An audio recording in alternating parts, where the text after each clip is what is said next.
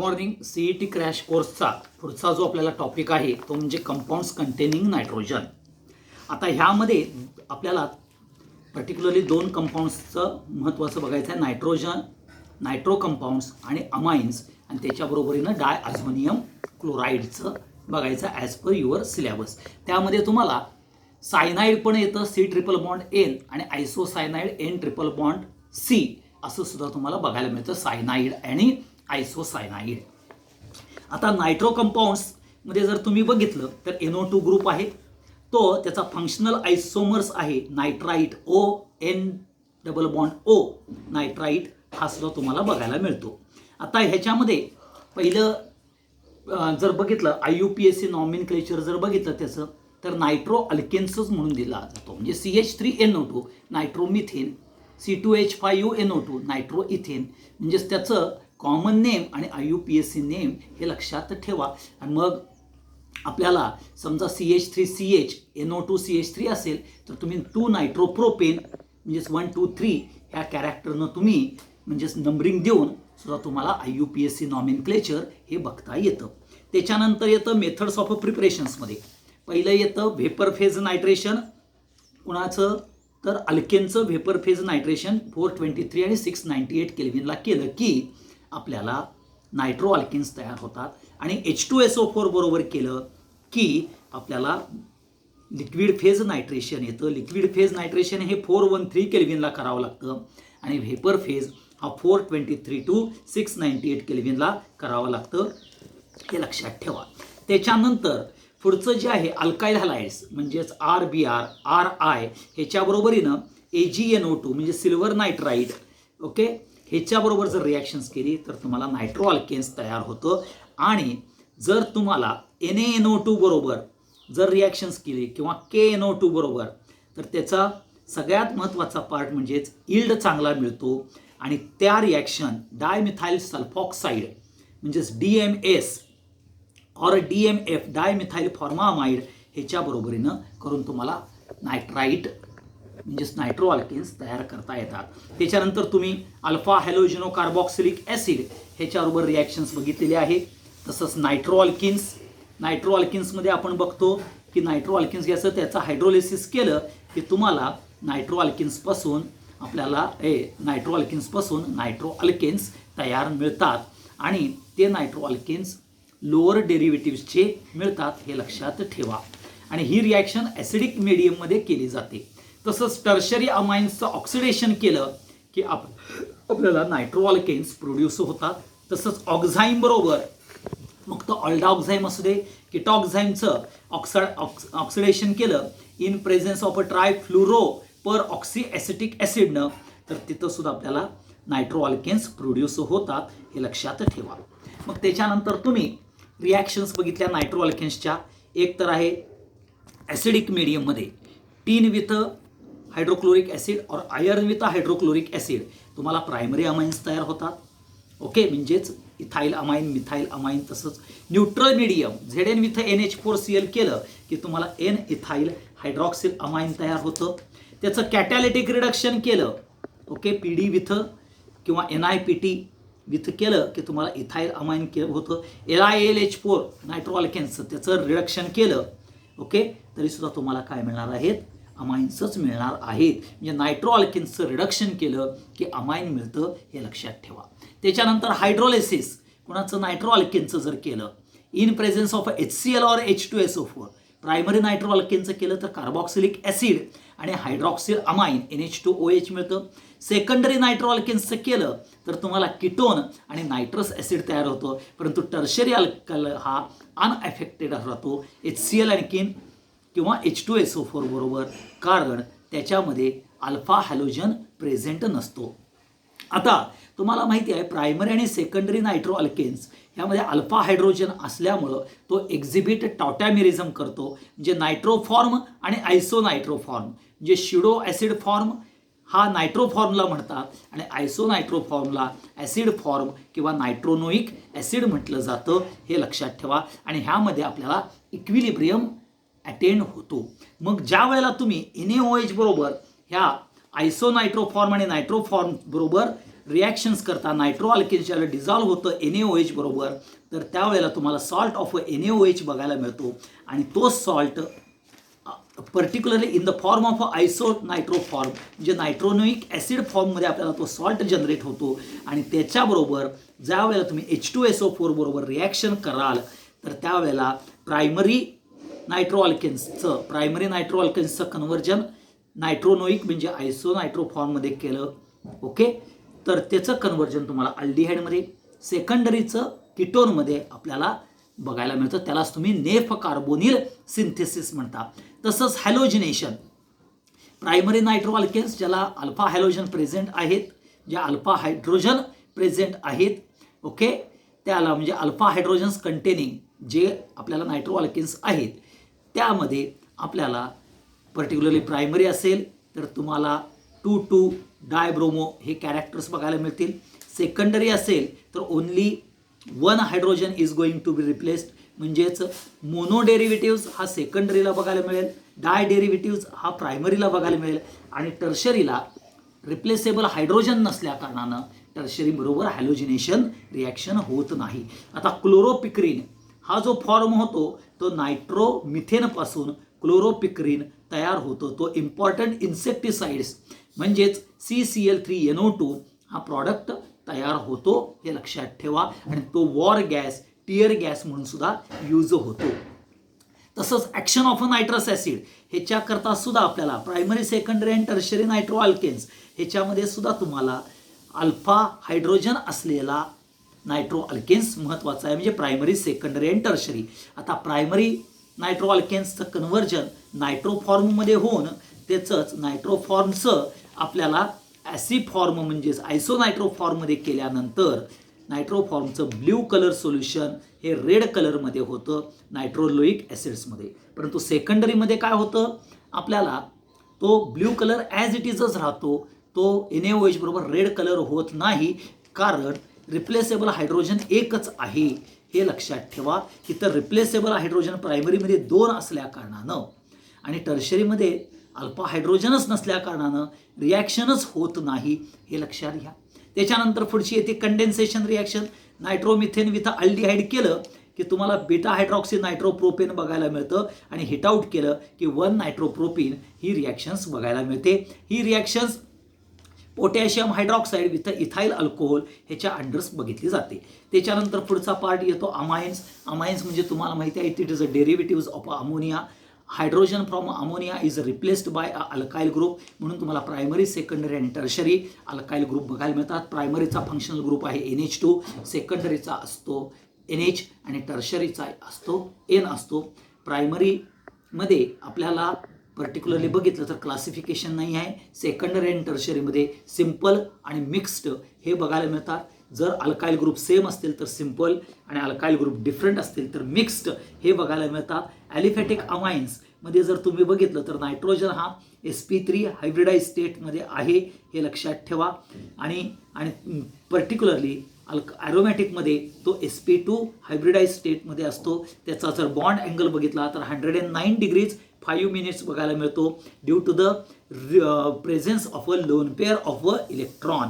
Okay, अमाइन्समध्ये तुम्हाला मी सांगितलं की सिम्पल आणि मिक्स्ड आहेत आणि अमाइन्स दे आर पर्टिक्युलरली ते चेन आयसोमर पण एक्झिबिट करतात. म्हणजेच पर्टिक्युलरली तुम्हाला बघितलं तर N butyl amine, isobutyl amine, okay, किंवा पर्टिक्युलरली 1 अमिनो ब्युटेन किंवा 2 अमिनो ब्युटेन हे तुम्हाला पोझिशन आयसोमर्स देतील आणि तसंच ते फंक्शनल आयसोमर्स पण देतात. प्रायमरी, सेकंडरी आणि tertiary amines they are a functional आयसोमर्स of each other. आता ह्यामध्ये जर तुम्ही बघितलं IUPAC नेम, कॉमन नेम हे तुम्हाला माहिती आहे की अमाइन अल्काइल ग्रुप जो आहे, ओके, म्हणजे तुम्ही नंबर ऑफ कार्बन काढा, 2 कार्बन असतील तर इथेनमधला रिप्लेस करा आणि अमाइन टाका म्हणजे इथॅन अमाइन होईल. किंवा तुम्हाला अमिनो इथेन असं सुद्धा तुम्ही म्हटलं जाऊ शकतं. जर प्रोपाईल अमाइन घेतला तर नंबरिंग द्या 1, 2, 3 म्हणजे प्रोपॅन 1 अमाइन येईल किंवा 1 अमिनो प्रोपेन येईल. सेकंडरीला तुम्हाला माहिती आहे N मिथाइल इथॅन अमाइन किंवा N मिथाइल अमिनो इथेन असं तुम्हाला म्हटलं जातं. ह्या पद्धतीनं तुम्ही IUPAC नेम बघून घ्या. पुढं मेथड्स ऑफ प्रिपरेशन्समध्ये आपल्याला बघा हॅलोजन डेरिव्हेटिव्हजमध्ये रिॲक्शन झालेली आहे. Aminolysis primary amine, secondary and tertiary amine ती ॲज इट इजच घ्यायची, हे लक्षात ठेवा. Okay. Reduction of a nitro compound, आता नायट्रोजन कंपाऊंडचं रिडक्शन केलं की तुम्हाला माहिती आहे की त्यामध्ये tin with a concentrated HCl, Fe with a concentrated HCl, NiPT/PD with a hydrogen gas, LiAlH4 यानं तुम्ही रिडक्शन्स करू शकता. तसंच रिडक्शन ऑफ ऑक्झाईम, ओके, LiAlH4 किंवा C2H5 विथ सोडियम ह्याच्याबरोबर जर रिॲक्शन्स केली ऑक्झाईम्सची तर तुम्हाला अमाइन्स बघायला मिळतं. अल्काइल सायनाइड बरोबर कॅटॅलिटिक रिडक्शन असू दे, इथाइल अल्कोहोल विथ सोडियम असू दे किंवा LiAlH4 बरोबर असू दे, त्या रिॲक्शननं तुम्हाला अल्काइल सायनाइडचं अमाइन्समध्ये रूपांतर होतं, त्याला मेंडिस रिॲक्शन्स म्हणतात.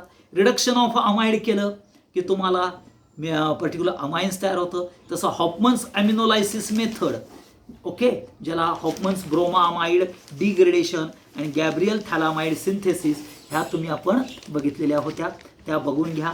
ओके. हॉफमन्स ब्रोमामाइड डिग्रेडेशन्समध्ये number of carbon atom is going to be less आणि पर्टिक्युलरली गॅब्रियल थॅलामाइड सिंथेसिसमध्ये प्रायमरी अमाइन्स हा मोर इम्पॉर्टंट कॅरेक्टर्सचा बघायला मिळतो. मग त्याची फिजिकल स्टेट म्हणजेच physical properties of amine, okay, colour, solubility, boiling point, okay, हे लक्षात ठेवा.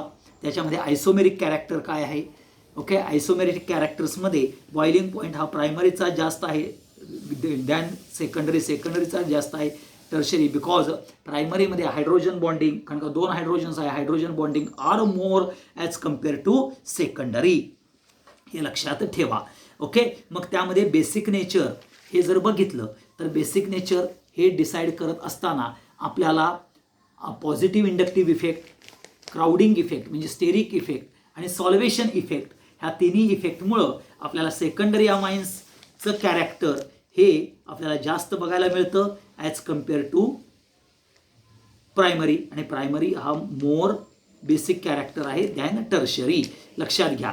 कारण का पॉझिटिव्ह इंडक्टिव्ह इफेक्टमध्ये तुम्हाला टर्शरीचं कॅरेक्टर जास्त बघायला मिळतं, परंतु स्टेरिक हिंडरन्समध्ये जर कॅरेक्टर बघायला मिळालं तर स्टेरिक हिंडरन्समध्ये सगळ्यात जास्त हिंडर्ड ग्रुप हा टर्शरी होतो आणि प्रायमरी हा अमाइन लेस होतो. म्हणजेच स्टेरिक इफेक्ट, क्राउडिंग इफेक्टमध्ये प्रायमरी अमाइनचं बेसिक कॅरेक्टर जास्त वाढतं, परंतु जर ज्यावेळेला सॉल्व्हेशन कॅरेक्टर येतं त्यावेळेला पुन्हा लक्षात घ्या प्रायमरी अमाइन्समध्ये आपल्याला जास्त कॅरेक्टर बघायला मिळतं कुणापेक्षा सेकंडरी, कारण जे स्टॅबिलायझेशन कॅरेक्टर आहे ते प्रायमरी अमाइन्सचं स्टॅबिलायझेशन म्हणजेच अमोनियम आयन्सचं स्टॅबिलायझेशन विथ वॉटर प्रायमरीला ग्रेटर आहे दॅन टर्शरी, कारण का टर्शरीमध्ये हायड्रोजन बॉन्डिंग हे कमी आहे, हे लक्षात ठेवा.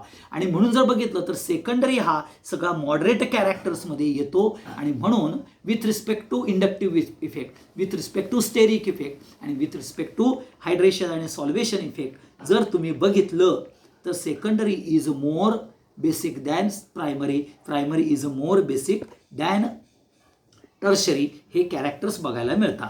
आता ॲरोमॅटिक अमाइन्समध्ये जर बघितलं तर हे लेस बेसिक आहेत दॅन ॲलिफॅटिक अमाइन्सपेक्षा, कारण का ॲलिफॅटिक अमाइन्समध्ये अल्काइल ग्रुप आहे, अल्काइल ग्रुप इलेक्ट्रॉन डोनेट आहे, म्हणजे लोन पेअर पुश करू शकतो ना अमाइन्समधल्या नायट्रोजनवरचे आणि त्यामुळे बेसिक कॅरेक्टर एन्हान्स करतो, हे लक्षात ठेवा.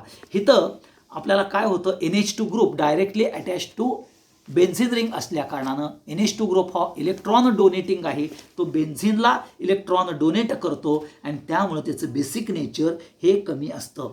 जर लक्षात ठेवा अमाइन्समध्ये इलेक्ट्रॉन विड्रॉइंग ग्रुप कुठले NO2, SO3, COOH, CN हे जर आपल्याला अटॅच असतील तर ते बेसिक कॅरेक्टर डिक्रीज करतात आणि जर electron releasing donating group like methyl, ethyl, NH2 group जर असतील तर ते इन्क्रीज करतात, हे लक्षात ठेवा. मग त्यामधल्या आपण केमिकल रिॲक्शन्स हे जर तुम्ही बघितलं तर त्यामध्ये हॉफमन्स अमिनोलायसिस ही रिॲक्शन्स बघायला मिळते, ॲसिटायलेशन ही रिॲक्शन्स बघायला मिळते, कार्बाइल अमाइन रिॲक्शन ही आपल्याला बघायला मिळते. ओके. नंतर हिन्सबर्ग टेस्ट ही रिॲक्शन्स आपल्याला बघायला मिळते. त्या टेस्ट, त्या महत्त्वाच्या सगळ्या रिॲक्शन्स बघून घ्या. ओके. आणि कार्बाईल अमाइन रिॲक्शन ही इम्पॉर्टंट आहे. ॲसिटायलेशन आहे action of nitrous acid primary अमाइनमध्ये, एक्सेप्ट प्रायमरी अमाइन्समध्ये मिथाईल अमाइन सोडलं तर बाकीचं अल्कोहोल देतं. सेकंडरी नायट्रो कंपाऊंड्स आणि टर्शरी बरोबर रिॲक्शन होत नाही हे आपण बघितलेलं आहे. ॲसिटायलेशनमध्ये आपल्याला प्रायमरी सेकंडरी रिप्लेसेबल हायड्रोजन आहेत म्हणून ॲसिटायलेशन होतं. मोनो ॲसिटाईल डेरिव्हेटिव्ह, डाय ॲसिटाईल डेरिव्हेटिव्ह आपल्याला प्रायमरीमध्ये मिळतो, सेकंडरीमध्ये मोनो ॲसिटाईल बघायमध्ये मिळतो. टर्शरीमध्ये आपल्याला हायड्रोजन रिप्लेस करणारा कॅरेक्टर नाही आहे टर्शरी अमाइन्समध्ये म्हणून त्याच्याबरोबर रिॲक्शन होत नाही, ह्या लक्षात ठेवा. तसंच Hinsberg test ethyl amine primary amines बरोबर रिॲक्ट करतो, म्हणजे बेन्झिन सल्फॉनिल क्लोराईड त्यातला क्लोरीन आपल्याला रिप्लेस होतो. ओके, आणि तिथं आपल्याला N ethyl benzene sulphonyl amide तयार होतं आणि ते पोटॅशियम हायड्रॉक्साईडमध्ये डिझॉल्व्ह होऊन क्लिअर सोल्युशन मिळतं आणि ॲसिडिफिकेशन केलं की परत इनसोल्युबल अमाइड तयार होतं. परंतु सेकंडरी अमाइन्समध्ये काय होतं, तो इनसोल्युबल इन अल्कली आहे आणि तो डिझॉल्व्ह इन ॲसिडमध्ये तो डिझॉल्व्ह होत नाही.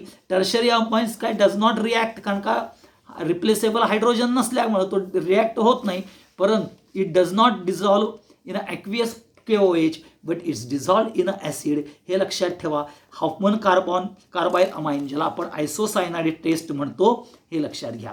त्याच्यानंतर अझोडाईड टेस्ट आहे, नायट्रस ॲसिड टेस्ट आहे, ह्या सगळ्या रिॲक्शन्स बघितलेल्या आहेत आपण. त्याच्यानंतर आपण डायअझोनियम सॉल्ट, आता डायअझोनियम सॉल्ट बरोबर तुम्ही potassium iodide HbF4 NaNO2 okay, Gattermann Koch reaction okay, जे सँडमेर्स रिॲक्शन्स आहेत ह्या सगळ्या रिॲक्शन्स जर तुम्ही बघितल्या तर तुम्हाला डायअझोनियम सॉल्ट हा सुद्धा तुम्हाला बघायला मिळतो.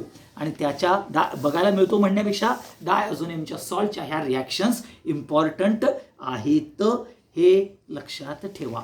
आता ह्यामध्ये लक्षात घ्या, डायअझोनियम सॉल्ट आपल्याला अझोडाईज हा सुद्धा प्रिपेअर करतो, हे लक्षात घ्या. आणि हे अझोडाईज हा सुद्धा इम्पॉर्टंट फॅक्टर येतो.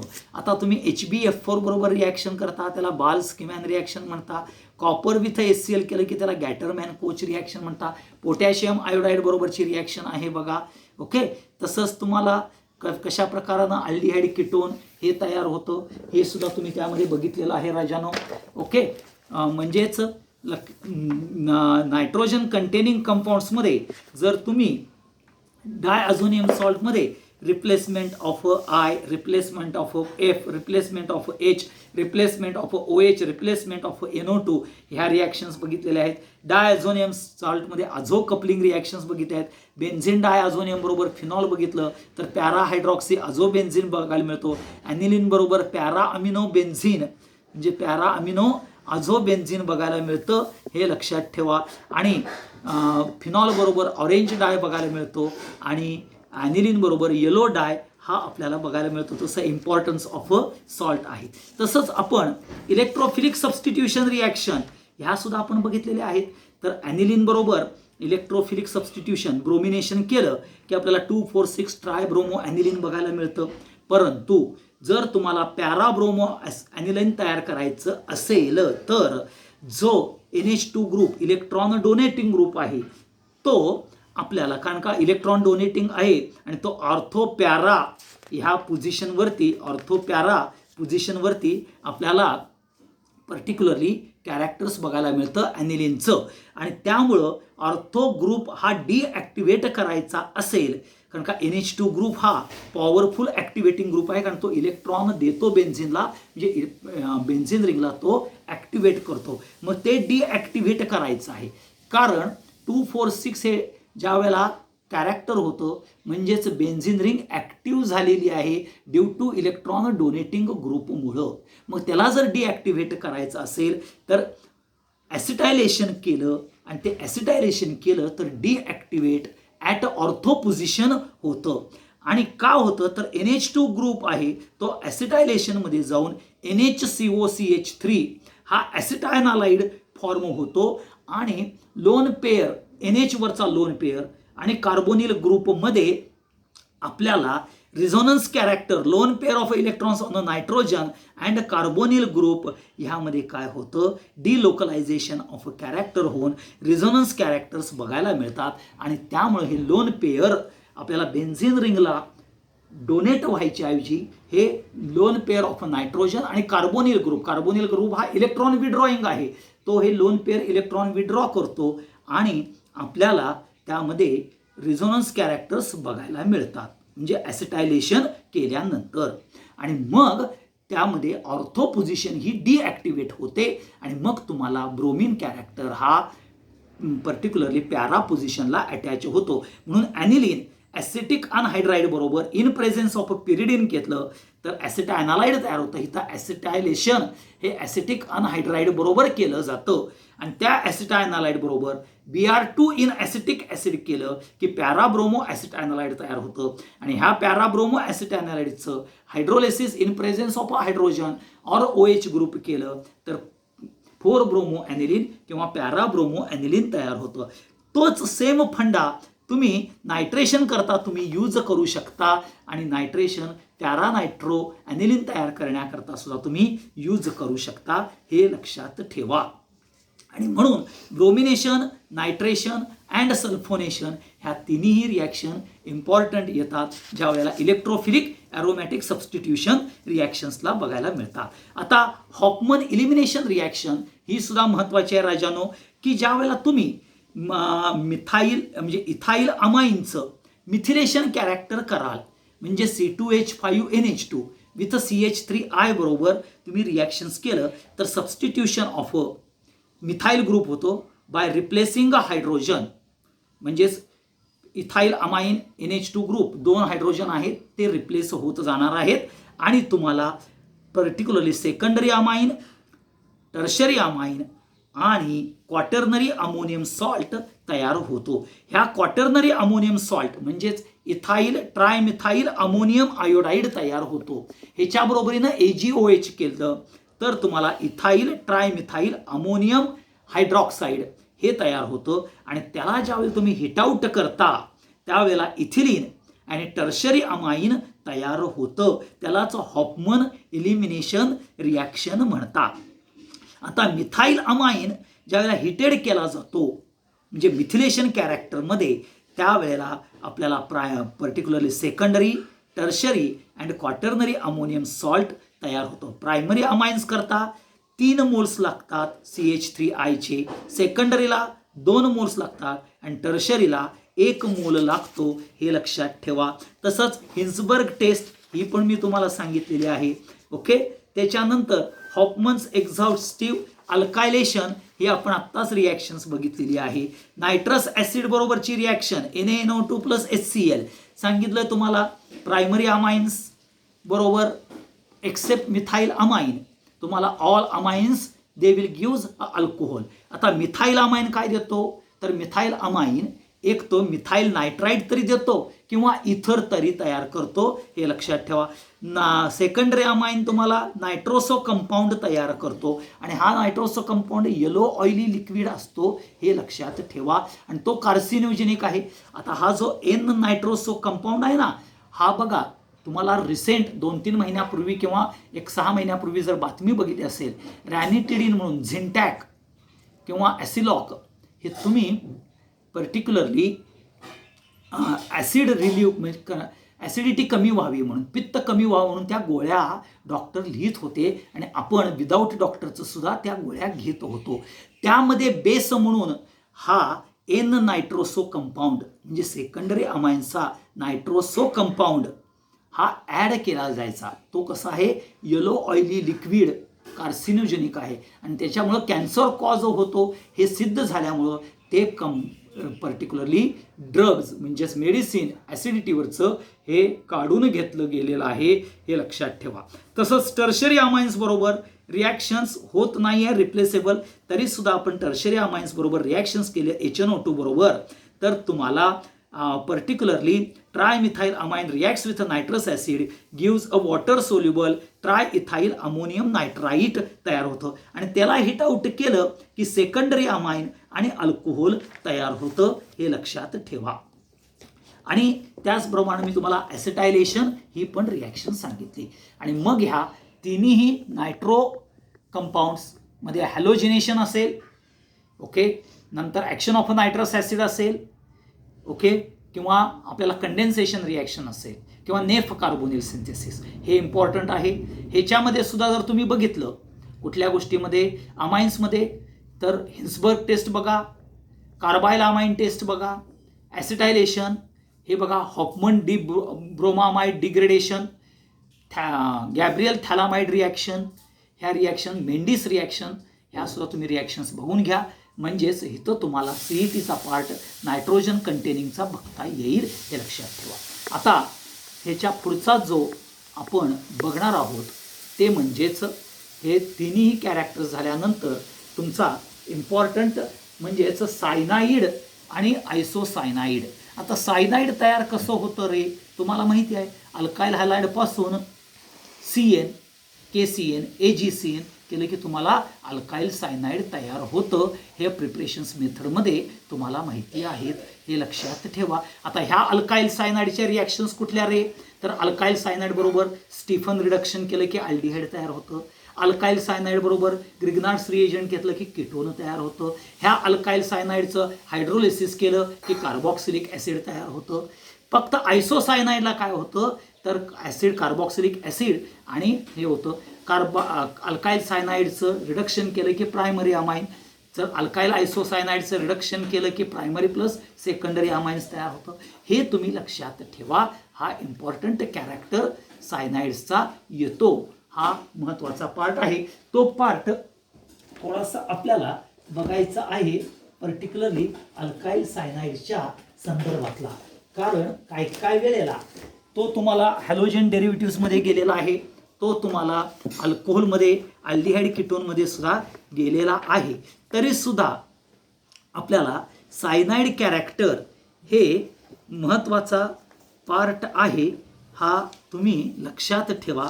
आणि ह्या सायनाईडच्या कॅरेक्टर्समुळं बेसिक कॅरेक्टर्स जे आहे सायनाईड्सचं, ओके, हे इम्पॉर्टंट कॅरेक्टर आपण बघणार आहोत. डायअझोनियम सॉल्ट आपण ऑलरेडी झालेलं आहे आपल्याला.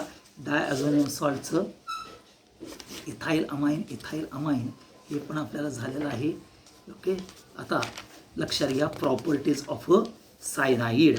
आता सायनाईड माहिती आहे तुम्हाला, ॲम्बिडियंट न्यूक्लिओफाईल आहे, हे लक्षात ठेवा.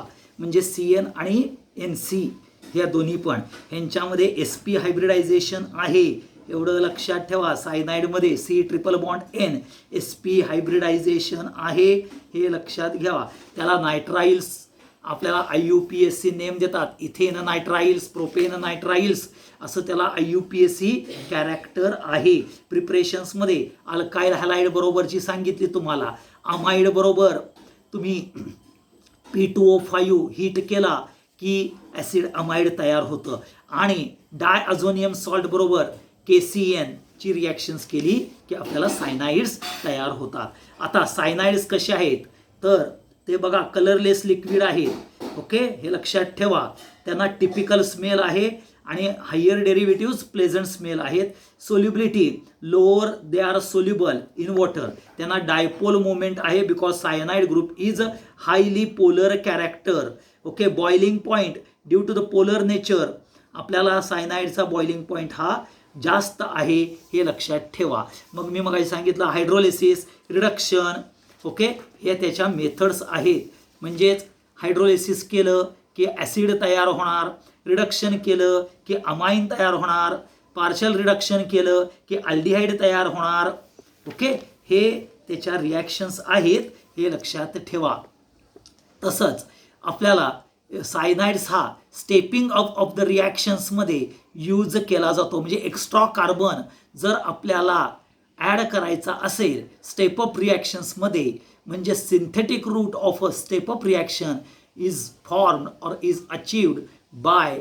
आता स्टेप अप म्हणजे काय बघा, RH मध्ये समजा CH3Cl घेतला, एकच कार्बन आहे की नाही, परंतु KCN बरोबर रिॲक्शन्स केली की 2 कार्बन येतात की नाही, जे एक कार्बन ॲड होतो ना त्याला स्टेप अप रिॲक्शन्स म्हणतात, हे लक्षात ठेवा. आता आयसोसायनाईड तुम्हाला माहिती आहे प्रिपरेशन्स बघितलेले आहेत. Preparation of a primary amines पासून तुम्हाला म्हणजे कार्बाईल अमाइन टेस्ट आहे बघा, त्या कार्बाईल अमाइन टेस्टमध्ये आयसोसायनाइड तयार होतात. म्हणजेच तुम्हाला 2 प्रिपरेशन्स मेथड तुमच्याच कॅरेक्टर्समध्ये आहेत, AgCN बरोबर आणि कार्बाईल अमाइन टेस्टमध्ये. आणि तिसरं आहे N alkyl formamide in presence of POCl3 आणि पायरिडीन बरोबर केलं की आपल्याला बघायला मिळतं. आता फिजिकल प्रॉपर्टीज, हा कलरलेस व्होलाटाईल लिक्विड आहे, हा पॉयझनस कॅरेक्टरचा आहे, अनप्लेझंट स्मेल आहे आयसोसायनाइड. ओके. सोल्युबिलिटी हा इमिसिबल इन वॉटर आहे, कारण हायड्रोजन बॉन्डिंग इझिली फॉर्मेशन होत नाही. Alkyl isocyanide have a lower boiling point than isomeric character. Okay, हे लक्षात ठेवा. हायड्रोलिसिस केलं तुम्ही आयसोसायनाइडचं तर तुम्हाला प्रायमरी अमाइन आणि फॉर्मिक ॲसिड तयार होतं, आणि रिडक्शन केलं तर सेकंडरी अमाइन तयार होतं, हे लक्षात ठेवा.